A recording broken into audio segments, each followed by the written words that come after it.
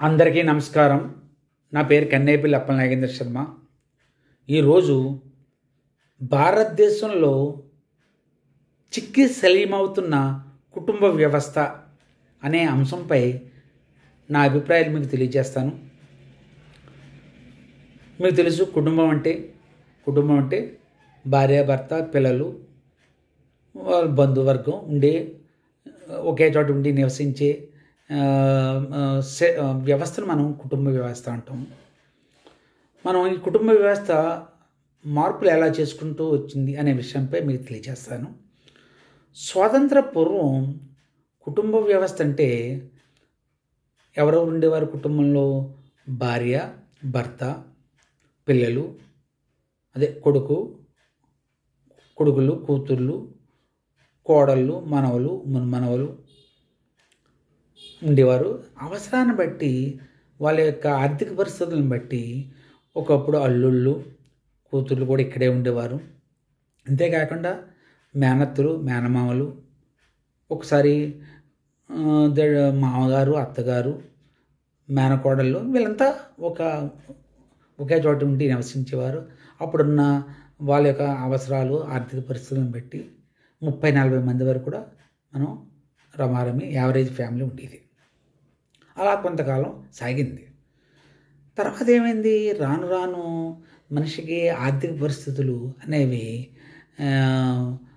క్షీణించడం, కొంతమందికి ఎలా ఉండేది, నేనే సంపాదిస్తున్నాను, వీళ్ళందరూ తింటున్నారని ఒక ఫీలింగ్ ఉండేది. అందువలన ఎవరికైతే ఒకరి మీద ఆధారపడాలి, జీవించాలంటే వాడు జాయింట్ ఫ్యామిలీకి ఇష్టపడేవాడు.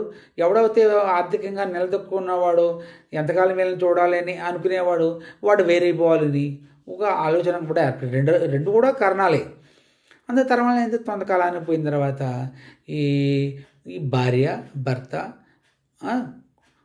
కొడుకు, కోడళ్ళు, మనవలు, మునుమనవలు, అన్నదమ్ములు, అప్పచెల్లులు, వీళ్ళంతా ఉండేవారు. ఒకసారి అవసరాన్ని బట్టి అల్లుళ్ళు ఉండేవారు. తర్వాత ఏమైంది? కొంచెం మెల్లిమెల్లిగా మేనమామలు, మేనత్తలు, దూర బంధువులు కొంచెం తగ్గిపోయారు. ఇంకా దీని అందరి కారణం ఏంటి చెప్పాను కదా మీకు, ఆర్థిక పరిస్థితులు. అది పాజిటివ్ అనవచ్చు, నెగిటివ్. నేనే సంపాదించి వీళ్ళందరూ తిన్నారని ఒక బాధ. అలా కాకుండా ఇంకోలాగా ఏమిటి, వాడు సంపాదించలేడు, వీళ్ళ మీద ఆధారపడడం. ఈ రెండే కారణాలుగా ఉండేవి. అలాగా అయిపోయిన తర్వాత ఇదంతా ఎంతవరకు ఉండేది? స్వాతంత్రం వచ్చిన తర్వాత 1960 వరకు అన్నదమ్ములు, అప్పచెల్లెళ్ళు, కొడుకు, కోడలు, మరదళ్ళు, వదినలు అందరూ ఉండేవారు.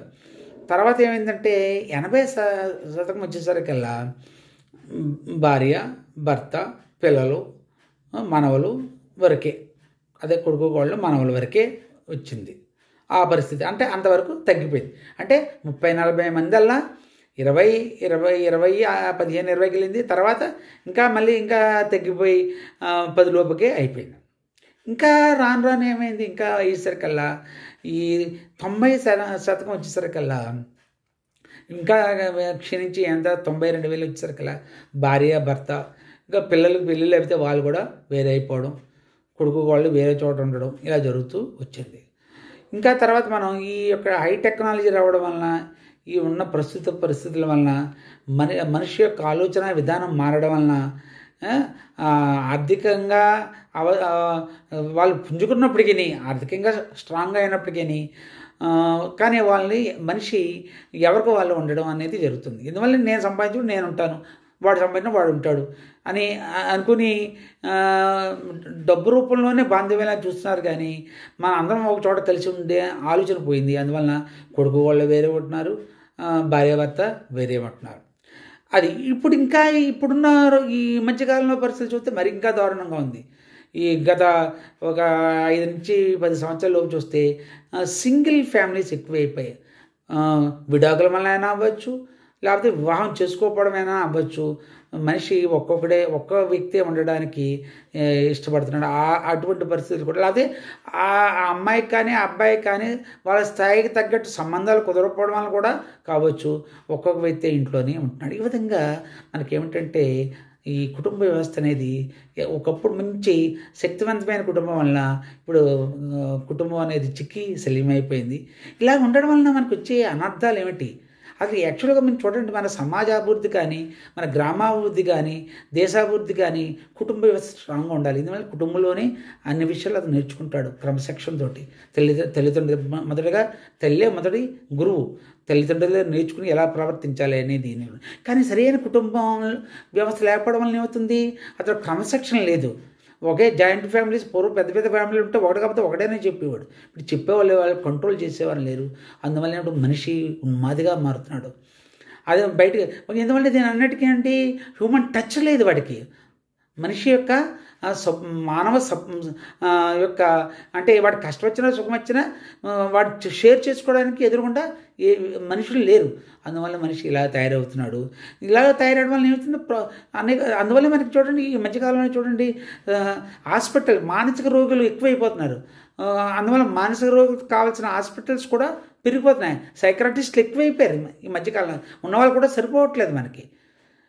ఇది ఒక ప్రాబ్లం. ఇంతేకాకుండా ఇవి చూడ అనవసరంగా ఒకరు చంపుకోవడం ఇవన్నీ కూడా ఎందువల్ల టెక్నాలజీ పెరగడం నుండే కాదు, మనిషి యొక్క మంచి కుటుంబ వ్యవస్థ దేశంలో లేకపోవడం మీద కూడా.